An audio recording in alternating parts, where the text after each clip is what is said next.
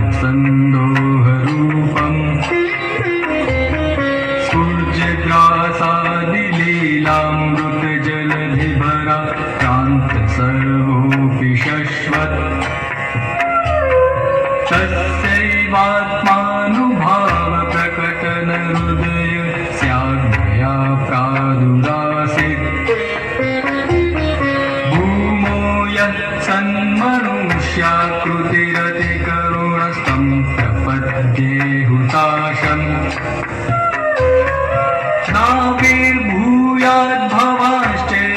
नाभिर्भूयाद्भवाश्चेदधिधरणितलं भूतनाथोदितासन्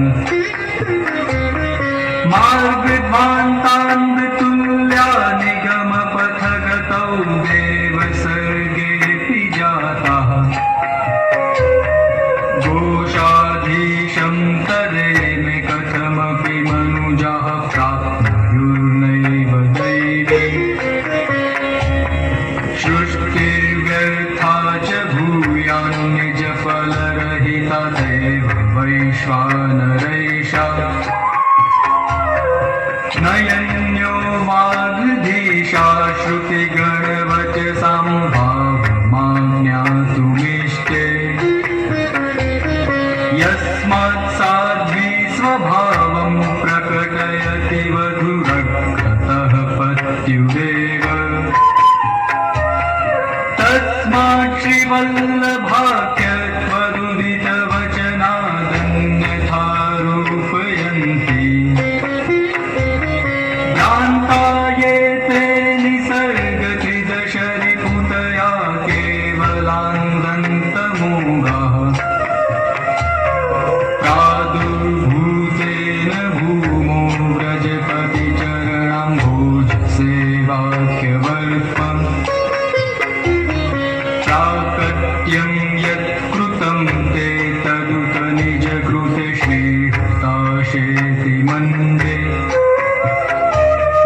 यस्मादस्मिन् स्थितो यः किमपि कथमपि पाहर्तुमिच्छत् यद्धा तद्गोपिकेशः स्ववदनकमले चारुहासे करोति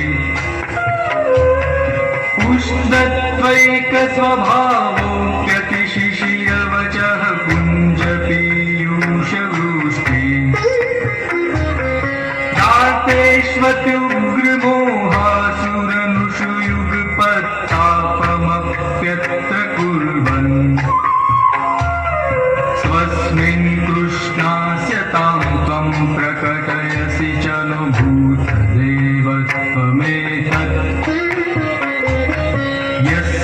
यस्मादानन्ददं श्रीव्रजजननिचये नाशकं चासुराग्नेः आम्नायोक्तं यदम्भो भवनमनलतस्तच्च सत्यं विभूयत् सर्गादौ भूतरूपादभवदनलतः पुष्करं भूतरूपम्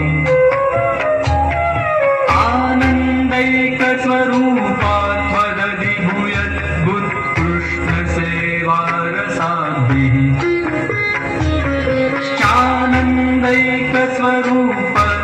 चानन्दैकस्वरूपस्तदखिलमुचितं हेतुसाम्यं हि कार्ये स्वामिन् श्रीवल्लभाग्ने क्षणमपि भवतः सन्निधाने कृपातः प्राणप्रेष्ठव्रजाधीश्वर वदनदिद्युक्षार्पितापो जनेषु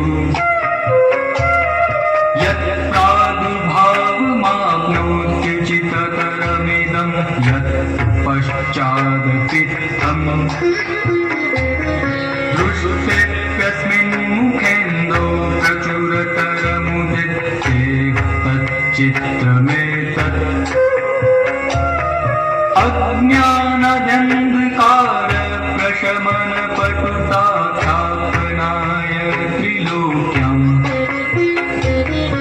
अग्नित्वं वर्णितं ते कविभिरपि सदा वस्तुतः कृष्ण एव प्रादुर्भूतो भवानित्यनुभवनिगमद्युक्तमानैरवेत्य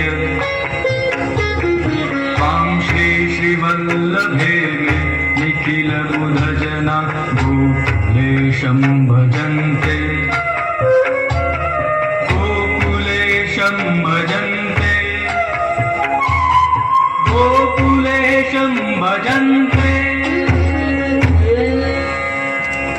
इति श्री આજે અત્યંત આનંદનો દિવસ. શ્રી વલ્લભ આજ્ઞા કરે છે કે પ્રભુને શું સમર્પિત કરવું.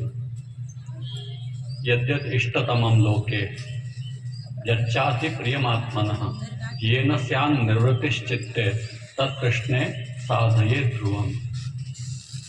જેને લોકમાં પણ ઉત્તમ ગણવામાં આવ્યું હોય, જે પ્રભુને અત્યંત પ્રિય લાગે એવું હોય અને આપણને પણ ગમે એવું હોય, જેનાથી આપણા મનને આનંદ થાય, એવો વિષય, એવી વસ્તુ પ્રભુને સમર્પિત થાય.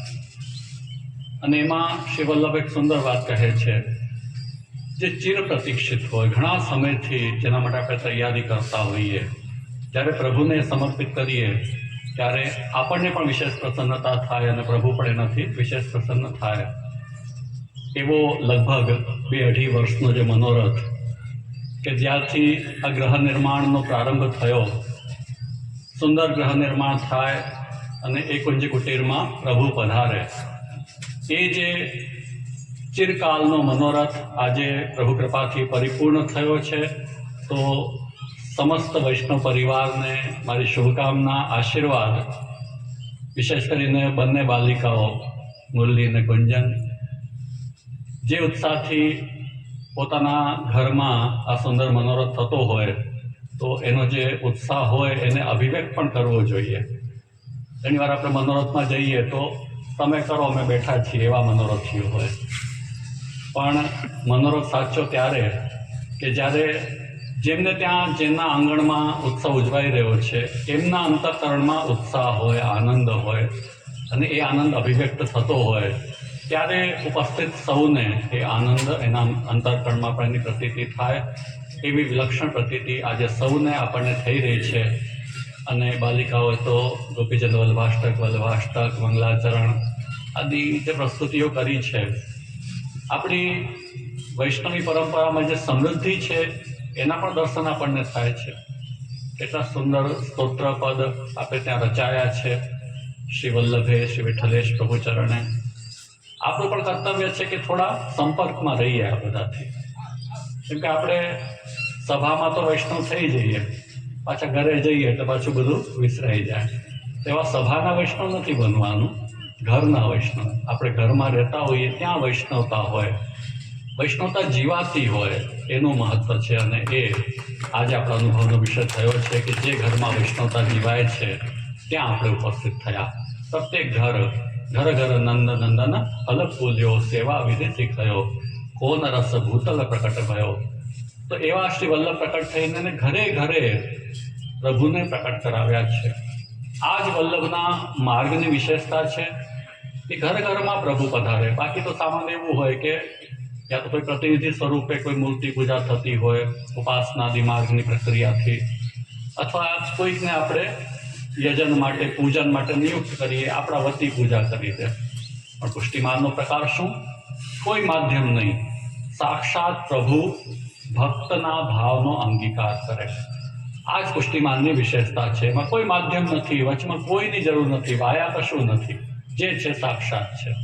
આપણને પ્રભુ મળી ગયા, સાક્ષાત પ્રભુ આપણી માથે પધાર્યા, પૂર્ણ સ્વરૂપ, પૂર્ણ પુરુષોત્તમ. અને એમની સેવા, એમની ભક્તિ, એમના ગુણગાન આપણે આપણા ઘરમાં રહીને કરી શકીએ. બાકી તો સામાન્ય રીતે શાસ્ત્ર પણ કે આપણા અનુભવનો પણ વિષય કે ઘર તો સંસાર આસક્તિ વધારનારું હોય, પરિવાર, ઘર એમાં રહેતા હોઈએ તો સંસાર વધારવાની પ્રક્રિયા આપણને અનુભવાય. શાસ્ત્ર પણ કહે છે કે ઘર છે તો કારાગાર જેવું છે, આપણને ફસાવી રાખે છે. પણ ક્યાં સુધી કારાગાર છે? જ્યાં સુધી પ્રભુ નથી પધારતા. પ્રભુ પધાર્યા તે વૈકુંઠ બની ગયું. પ્રભુ પધાર્યા તો આપણા ઉદ્ધારનું કારણ પણ આપણું ઘર પરિવારની સાથે રહેવું એ બની શકે છે. આ શ્રી વલ્લભે સુંદર માર્ગ બતાવ્યો છે અને એનો આનંદ આપણે સૌ લઈ રહ્યા છીએ. ઘર ઘરમાં પ્રત્યેક વૈષ્ણવના હૃદયમાં આ જ ભાવ જાગૃત થાય. હમણાં જ શ્રી વલ્લભનો પ્રાકટ્ય મહોત્સવ પણ આપણે સૌએ ઉજવ્યો. સાચી ઉજવણી શું?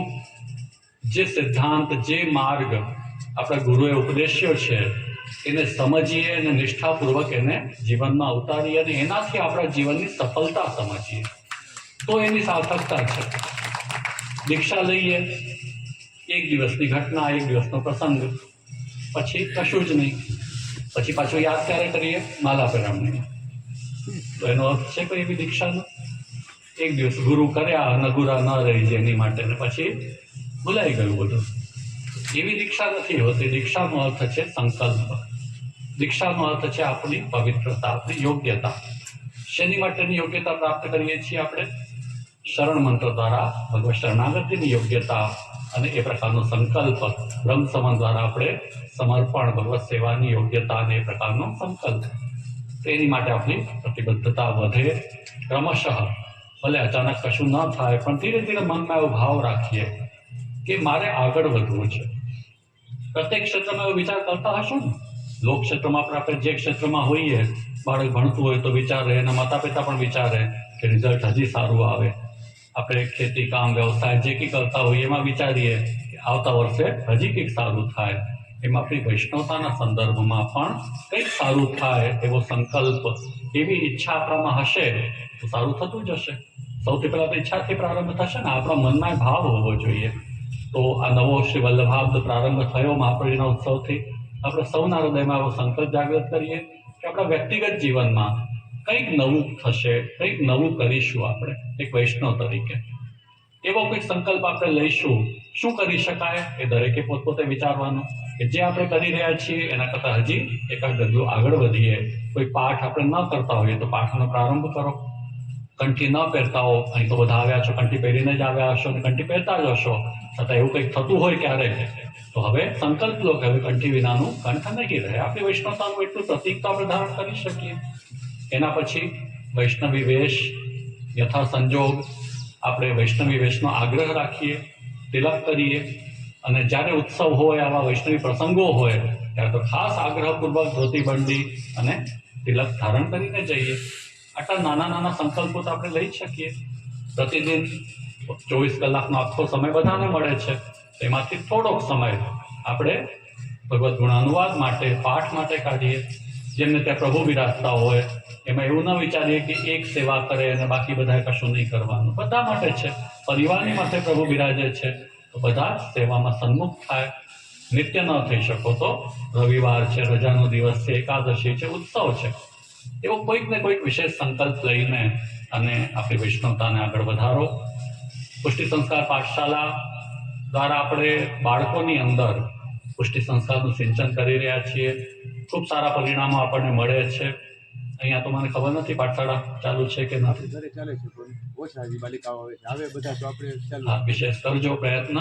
અને થાય એટલું ઉત્તમ વાત છે. ન થાય તો પણ ઘરે ઘરે પાઠશાળા કરવી જોઈએ. આપણા ઘરમાં બાળક હોય તો આપણી ઘરમાં વૈષ્ણવતાની પાઠશાળા છે અથવા એ આવશ્યકતા છે એવું આપણને સમજવું જોઈએ. જેથી બાળક છે તો એને જેમ ભણાવવાનો આગ્રહ કરો છો એમ આપણા સંસ્કાર, આપણી વૈષ્ણવતાનો આગ્રહ પણ આપણને કરવો જોઈએ. એની માટે ટ્યુશન લગાડો. ન આવડે તો પોતાને પણ એની આવડત હોય તો પોતે પણ ભણાવો. એવું કરો ને બાળક માટે, સ્કૂલ માટે. તો આપણામાં પણ કંઈક તો આવડત હશે ને. આપણે વૈષ્ણવ છીએ તો વૈષ્ણવતાની તો એ તો શીખવાડો. બીજું કંઈ નહીં. તો જેટલું આપણને આવડે છે, જેટલી આપણી સમજ છે, એટલું આપણે બાળકને ઘરમાં શીખવાડીએ. પુસ્તકો પણ ઉપલબ્ધ છે, એના દ્વારા પણ શીખવાડીએ. કમસે કમ પાઠ કરાવતા આપણે એમનો આગ્રહ કરીએ. આ રીતે ઘરે ઘરે પાઠશાળા થાય અથવા જ્યાં પાઠશાળા થતી હોય એને સહયોગ કરીને અને સંયુક્ત રીતે પણ પાઠશાળા થઈ શકે. એની પછી પુષ્ટિ સંસ્કાર વિદ્યાપીઠ દ્વારા આપણે પુષ્ટિમાર્ગીય ગ્રંથોનો અભ્યાસનો ક્રમ પણ ચાલુ કર્યો છે, તો એમાં પણ જોડાઓ. કોઈના માટે નથી, આ બધું આપણા સ્વયં માટે છે. આપણું કલ્યાણ થશે, આપણને પ્રસન્નતા થશે, આપણને સમજમાં આવશે કે હું વૈષ્ણવ છું તો એનો આનંદ શું હોય. બાકી તો કશો આનંદ જ નહીં આવે. જેમ સમય વીતે છે ખાલી સભાનો આનંદ લઈએ છીએ, પણ એના કરતાં કંઈક આપણા જીવનમાં એનો આનંદ, એની પ્રસન્નતાનો અનુભવ થાય એની માટે વલ્લભના ગ્રંથનો અભ્યાસ પણ કરીએ. પુષ્ટિ સંસ્કાર સંસ્થાન દ્વારા પુષ્ટિ સંસ્કાર ધામનું નિર્માણ પણ થઈ રહ્યું છે. ઘણા બધા વૈષ્ણવમાં જોડાયેલા હશો, આવ્યા પણ હશો. ખૂબ સારી રીતે નિર્માણ કાર્ય આગળ પણ વધી રહ્યું છે. હમણાં પણ ક્યારેક સંજોગ હોય, અવસર હોય તો જજો. કેમ કે નિર્માણ થતું હોય એ જોવાનો પણ આનંદ હોય. નિર્માણ પછી તો આનંદ લઈએ જ આપણે, પણ જ્યારે નિર્માણ થતો હોય એની અનુભૂતિ પણ વિલક્ષણ હોય છે. તો એનું નિર્માણ પણ આવતા 2 વર્ષમાં પરિપૂર્ણ થશે ત્યારે એનો પણ આનંદ આપણે સૌ લઈશું. જેમાં જે કહ્યું ચિર પ્રતીક્ષિત હોય અને પછી જ્યારે પ્રભુને સમર્પિત થાય તો એનો આનંદ હોય, એ પુષ્ટિ સંસ્કાર ધામ પણ વસ્તુતઃ પુષ્ટિ માર્ગમાં ચિર પ્રતીક્ષિત છે કે હવે જરૂરત છે પુષ્ટિ માર્ગને કંઈક આવું કરવાની, કંઈક એવું કેન્દ્ર બનાવવાની જેમાં આપણને પુષ્ટિ માર્ગનો જે સમૃદ્ધ વારસો છે એનો પરિપૂર્ણ અનુભવ થાય. ખંડશઃ તો ઘણું બધું આપણે કરી લેતા હોઈએ સમય સમય પર, પણ પૂર્ણ અનુભૂતિ જે આપણી પરંપરાએ આપણને સમૃદ્ધિ આપી છે એને આપણે માણી શકીએ અને સમજી શકીએ, તો એ પૂર્ણતાના અનુભવ માટે પુષ્ટિ સંસ્કાર ધામનું નિર્માણ થઈ રહ્યું છે. વલ્લભની કૃપાથી એ પણ સારી રીતે પરિપૂર્ણ થાય અને સૌ એનો આનંદ લઈએ એવી પણ શુભ ભાવના આજે આપણે રાખીએ. પુનઃ સૌ પર શ્રી વલ્લભની કૃપા સદા બની રહે. કીર્તન મંડળી પણ ખૂબ નિષ્ઠાથી ઉત્સાહથી કીર્તન કરો છો તો એ જ ભાવ હૃદયમાં રહે અને એ પરંપરા આગળ વધે એની માટે થોડું નવા પણ શીખવાડતા જજો બાળકોને, યુવાનોને. એ પણ આપણે પ્રશિક્ષણ આપીએ જેને કારણે નવી કીર્તન મંડળી પણ આગળ આવે. જેની પાસે જે છે એ હવે આપવાનું છે, આગળ વધારવાનું છે, એ અભિગમ આપણે અવશ્ય રાખીએ અને પ્રેમથી આપીએ. બધાની આવડતની કોઈને કોઈ સીમા પણ હોય તો જેટલું જે કરી શકે, જેટલું જેનાથી ગ્રહણ થાય એને આપતા જઈશું તો આપણને જેમ ઉપરથી પ્રાપ્ત થયું છે એમ આપણું પણ કર્તવ્ય છે કે આગળ વધારીએ. તો વલ્લભની પ્રેરણા સૌને એવી પ્રાપ્ત થાય. પુનઃ મનોરથી પરિવારને ખૂબ ખૂબ શુભકામના, આશીર્વાદ. પ્રભુ ખૂબ પ્રસન્નતાથી બિરાજે, પ્રભુની ખૂબ કૃપા રહે અને વિશેષ કરીને બંને બાલિકાઓને પણ ખૂબ ખૂબ અભિનંદન, આશીર્વાદ. ભણવામાં પણ હોશિયાર બનો, નૃત્ય આદિ કલાઓમાં પણ જેમાં જે ક્ષમતા હોય એમાં આગળ વધો. પુષ્ટિ માર્ગની જે વિલક્ષણ અનુભૂતિઓ છે, જે વિધાઓ છે એમાં પણ આગળ વધો. સંસ્કૃત ભાષામાં પણ આગળ વધો એવી પણ શુભકામના આપું છું. એના સિવાય થોડીક ફિઝિકલ ફિટનેસ માટે પણ કંઈક થતું હોય, રમતગમત, તો એમાં પણ આગળ વધો. દરેક ક્ષેત્રમાં બધા આગળ વધે એવી ખૂબ ખૂબ શુભકામના સાથે વિરામ લઉં છું. શ્રી વલ્લભ.